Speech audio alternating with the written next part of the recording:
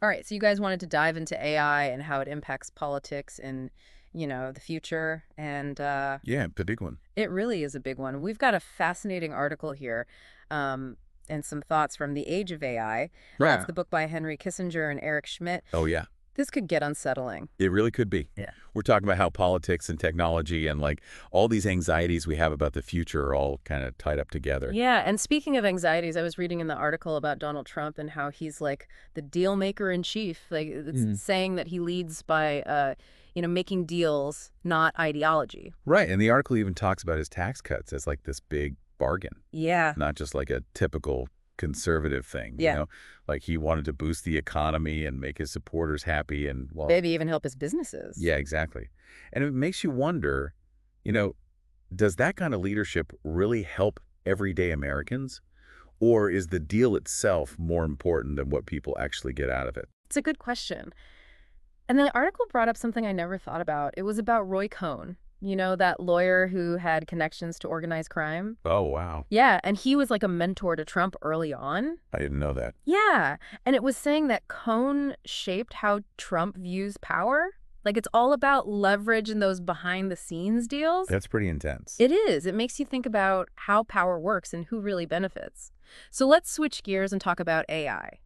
The age of AI paints a kind of scary future, where AI could split us into two groups. It's like one group gets to be the elite because they understand and control AI, Mm. and then everyone else kind of loses their thinking skills because AI does everything for them. Right, like we stop doing math in our heads because we always use a calculator. Exactly. And the book goes even further, saying that AI might start making huge decisions for us about healthcare, the economy, even war. Wow. And most people won't even understand how it's happening. That's a little frightening.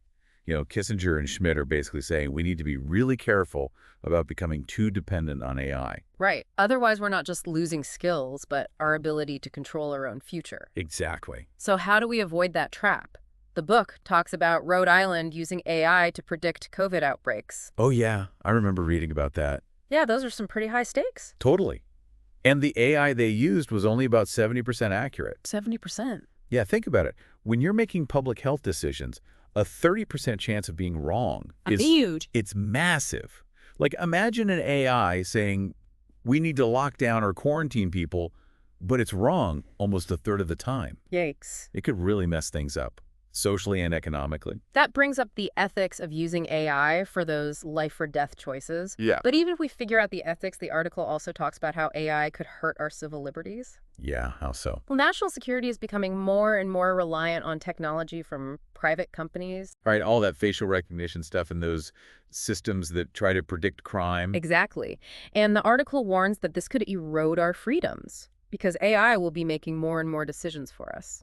Hmm. That is a tough one. On one hand, AI could make us safer by spotting threats and stopping attacks.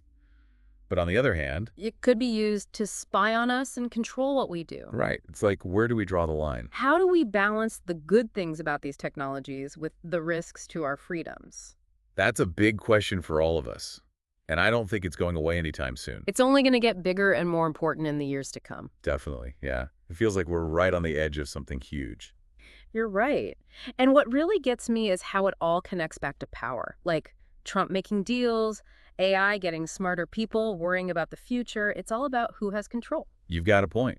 We saw how Trump's whole thing was about using power to get what he wanted, even if it meant breaking the rules. And then AI could give a ton of power to whoever controls it. Right, which could lead to, like, new kinds of inequality. Makes you think about what Kissinger and Schmidt wrote in The Age of AI. They said the biggest challenge isn't the technology itself, it's human nature. What do you mean? Well, they said humans like to be comfortable, and AI makes things so easy for us. Oh, I see. So we might become so reliant on AI to think for us that we stop learning and growing and challenging ourselves. It's like we become intellectually lazy. Exactly. We get so used to AI making decisions that we stop questioning things. We just accept whatever it tells us. And that's where the real danger is.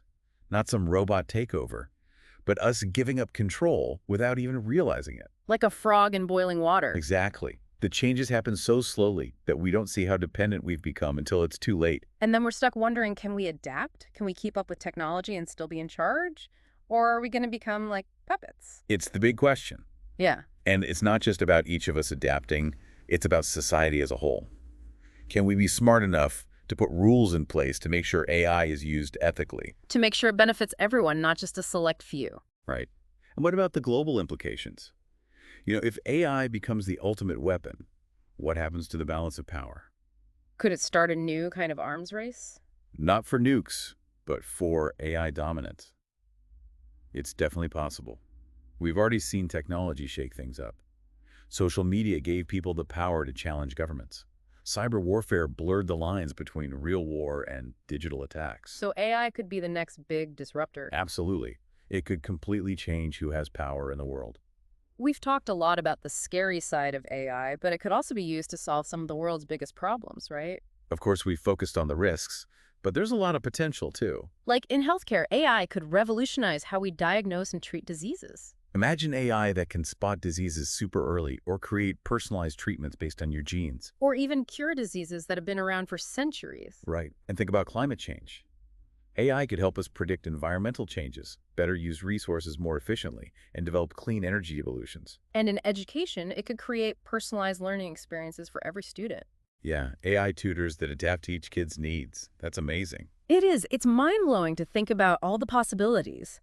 But to make those good things happen, we have to be responsible. We have to make sure AI is used to help everyone, not just a few. Exactly. It's not just up to the tech companies or the government. It's up to all of us to talk about the future we want with AI. To ask the tough questions and demand transparency and make sure this technology is used for good. That sounds like a lot of work. It is, but do we really have the power to shape something as big and complicated as AI? I think we do. These challenges, the uncertainty, the potential for things to change drastically, it's all pushing us to think differently, to question everything, and to imagine new possibilities. Wow, we've covered a lot of ground in this deep dive, huh? From Trump's deal-making to AI shaping the world. It's a lot to think about. It really is. Yeah. It's all connected somehow. Yeah. Politics and technology and what the future holds, all those big questions about power and control and what it means to be human. So where do we go from here? What can we do with all this information about AI and politics and the future we're heading towards? Well, I think the first thing is to just be aware. You can't just sit back and watch the world change. You got to be informed and engaged and think critically. Yeah. Don't just accept what you hear, question it, analyze it, and form your own opinions. You're right. We're at a really important point in history. The decisions we make now as individuals and as a society are going to shape the future.